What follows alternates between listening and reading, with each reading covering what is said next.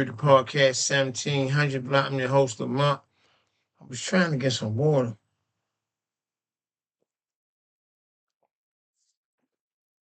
At me before I came on, but I was playing. I was playing on the other podcast. Hope y'all can hear me because I can't get what I need. But me and Missy, we in the room. I got Missy in the back. I got 1700 block. Yeah. People in the back, man. Welcome to the podcast 1700 block. I hope y'all can hear me. If you're having a bad day, it's gonna get better, man. One of our good friends went on home to glory. So give a shout out to his family. Everybody we know. Just hang in there, man. Death is a tough thing, man. It's just one of them things you gotta deal with. It'll get better by and by. So, with that being said, welcome to the podcast 1700 block guy. There's a couple of things you want to talk about. I think the Trump administration trying to fire everybody, man. You can't just take everybody's job, man, So Supreme Court been dealing some blows, but I don't know how long that's gonna last. We're gonna see what birthright citizenship, we're gonna see what that do, because that's gonna be a good one. And we need to they really need not to pass that. So I think the Democrats have a plan. I don't think that we need to know what the plan is. And I think that they plan it safe by not letting nobody know what they're doing. And when they get back in there, I think they just need to do what they need to do.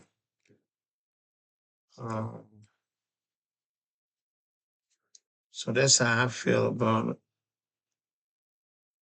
Digging in my nail because I hate dirt in my fingernail. It's just annoying. The Strait of Hormuz is closed. It's not open. So oil prices have changed. The oil prices have actually gotten a little better for the most part. I think they got a little better. I hope y'all can hear me because my chat ain't coming up. It's a glitch in OBS with the chat board, so sometimes the chat board will come up and then sometimes it won't. You keep hearing me talk about it because it's just irritating. Every time I put it up, it just go away. And then Facebook want to act all stupid, want to work when they want to. So the big beautiful bill, it causes some problems. The last podcast I did, you couldn't hardly hear me. So I'm praying that you can hear this one because I had to erase the last one because you couldn't really hear me. It talks about whether college is more or less expensive than alternative, depending either on the path you contemplating on going. Generally, four-year university tuition is higher than ever, but options like trade school or apprenticeship are significantly cheaper. But everybody don't want to go that route. College is expensive, and now you have people with degrees that can't get a job. Well, that's always been like that. Four-year college state tuition is $12,000, $11,500 to $12,000 annual, but out-of-state costs can reach $25,000. Private school, four-year university is about $50,000. Top-tier school occasionally exceed $100,000 annually when you include room, board, and fee. Trade school, $20,000. Well, $5,000 to $20,000. College degree, although upcoming prices, higher average net costs have dropped over the last decade for lower income students due to aggressive institutional aid. Furthermore, data indicate college graduates generally earn over $30,000 more annual than these only high school diploma. Depends on where you work and depends on how you, depends on what college you're at. Education ain't never been, I mean, it's significant to us, but it's really not significant to them. Because they get jobs based on who they know. We get jobs based on how goddamn intelligent we are, and we still don't get the job that we qualify for after we clearly have the credentials or more credentials. We just untreated fat. Trade schools are far cheaper and faster than university degree. Skills trade remain in high demand, however. Community consensus or platforms like rabbit highlights that college inflation remains a massive burden on families. Those income sit slightly above financial and threshold. College is important and it's expensive, and some people can't just afford to send their kids to college. Um, so there's been a lot of crocodile killings, but it's always a lot of crocodile killings, but it seems like it's just been more now than ever. And maybe because there's more people getting in the water. And the water ain't for us, it's their house. And if you come in my house, something gonna happen to you too. So when you swim in the ocean, why these crocodiles and alligators? Because it's their house. You literally playing in the lion's den. So crocodiles kill approximately 100,000 people globally every year, with the vast majority of these fatal attacks attributed to a highly aggressive Nile and saltwater crocodile species. In the United States, deadly crocodile encounters are far less common, historically limited to less than one fatality per year. That's why 2 people got dragged today. Well, this month. Yeah, this month. A lady got dragged, a lady got attacked, and a man he dragged his ass in the water. And they say they seen him and then they ain't seen him no more. They found him like not too long after that, like the next day, floating on top of the water. Recent high-profile fatalities provide important context on when and where these incidents occur. Puerto Rico, Valerita, Mexico, on June 26, 26. 28-year-old man from Mexico City was killed when a crocodile attacked him on the beach in front of the Marriott, Puerto Rico, Valerita Resort and Spa. The massive reptile dragged him into the muddy water, and his body was recovered approximately 300 meters offshore the following morning. Yeah, he dragged him. I think he was just like standing there at night, and he just grabbed. The crocodile just grabbed and took him over under one shit he could do.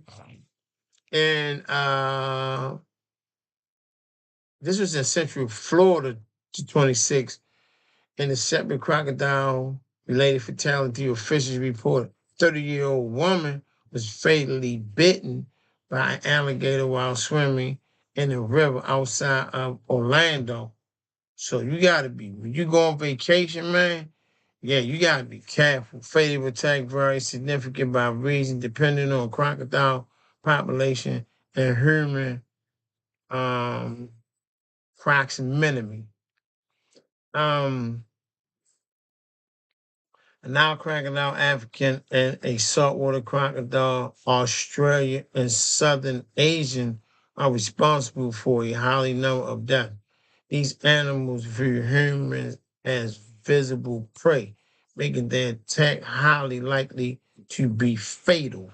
But they don't eat humans, though. They just kill you and be like, oh, you don't taste good. We're going to spit you out and let you float. In the U.S., encounters are extremely rare, almost extremely involve American alligators.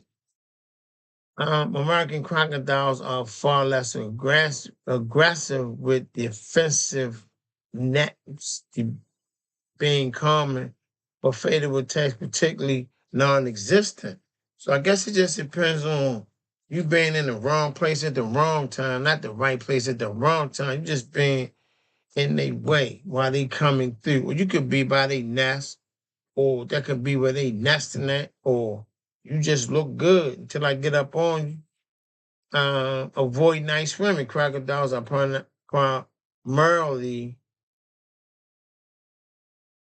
not critical and repulsive, meaning they are most active and likely to hunt from dusk to dawn. Um, Pay close attention to warning signs and red flags posted at the resort and natural bodies of water. Stay alert near muddy water. Like, don't go near muddy water because you clearly ain't going to do with standing in muddy water. Crocodile grabbed them. Never wade in muddy vegetation or deep water where crocodiles or alligators can easily camouflage. It's like if it's muddy or dark, like why would you want to be in muddy water anyway? That's just crazy, but some people do. For that, for a deeper dive into crocodile behaviors and how to stay far in region with high crocodile population, it talks about it's like you might want to watch a video or something. Um, There's been a lot of reported hangings in the South. They've been up ever since this administration has been in office. People just feel compelled. White folks just, even now, they feel compelled to give you the bird, get smart with you, tell you what you ain't going to do. And then, when you put your hands on them, it's a problem, right? Recent reports documented two highly descending cases of a woman found hanging from a tree in the United States, both of which have sparked intense community concern and outline activists regarding police ruling. The incident occurred on June 18, 2026.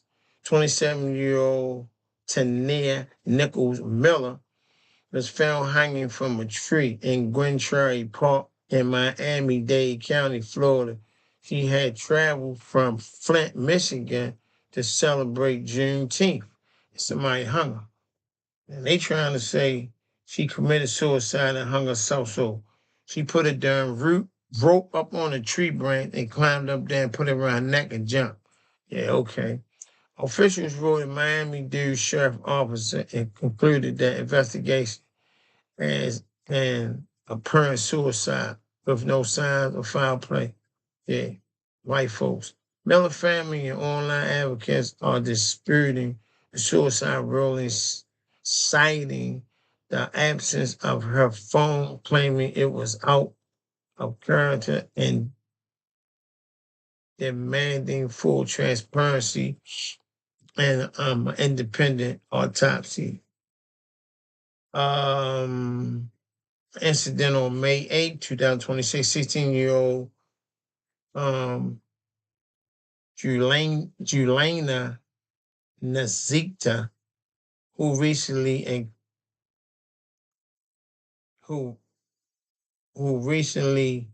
immigrated from the Democratic Republic on the Congo, was found hanging from a tree on a church property in Charlotte, North Carolina. The Charlotte McLynching Police Department investigated and classified her death as a suicide. The quick closure to the case prompt protests and widespread, these motherfuckers, man, criticism from the advocates who pointed out patterns of synthetic negligence regarding regarding the handling of missing Black youth. So I did this thing on Black youth and white youth. So if a Black youth or a Black person get missing, get hung, you call the police department, depending on where you are, it takes longer to report or they just don't report it. So if a white person, and I'm gonna say white because they want the world to be black and white, so we just gonna keep it black and white. If a Caucasian person go missing, it's more likely that they'll post it. If a black person go missing, it's more likely that they won't post it. And when they do, it's late after when it was reported. So if I report it Monday, it might go out Tuesday or Wednesday morning. If it's a white person and it's reported, it's gonna go out within like a matter of hours. And so I did a study on it. I just don't know why they don't like our ass. I really don't. While Black Americans account of about 14% of the U.S. population, they make up roughly 37 to 40% of missing persons case. By comparison, white missing persons case align more closely with their overall share of the general population. So we go missing, it's like, oh, they just outside or somebody looking for them. If they go missing, it's like, oh, they really missing. No, we really missing too. This demographic disproportion highlights a well-documented disparity in how missing cases are handled and covered by the public and press. So the public and press got something to do with it too. Blacks and Missing Foundation show that while people of color make up 40% of missing person African Americans are highly overrepresented related to their population size. So they're not gonna say we missing. Black children represent roughly 1/3 of all missing children cases nationwide. So we only do like 1/3. Analysts and missing persons report consistently show that missing Black individuals receive slightly less news and national media coverage than missing white individuals. I just talked about that. The media bias, 3, this, I don't know, this, they spelled it wrong. Discrepancies in the widely referred to as a missing white woman syndrome. So it's called a missing white woman syndrome. That's what it's called. The term coined by journalist Gwen Ilfield or describe the intense prolonged focus on missing white women, which contrasts with the related media and silence around cases involving people of color. So it's called a missing woman syndrome. So when somebody go missing and they white, they highly look for them. If we go missing, they make up every excuse like, oh, they just be back, or we didn't get it, or I think they'll be fine. Just give them a little time, they'll be home, stuff like that. Or was somebody looking for them? Maybe they did something from somebody. Maybe they ran away. Researchers show that missing Black children are more likely to be classified as missing for extended periods, more than 48 hours of a week comparing to the white counterparts. Because missing Black individuals often receive less media and law enforcement attention, cases can grow cold much faster, resulting in Afro-Americans remaining missing for longer periods of time because they don't come looking for us. So Black Missing Foundation, National Center of Missing and Exploited Children, American Black Children and Missing Disparity, Missing Person Statics, 2023 infographic. So there's a couple organizations you can call if somebody is missing.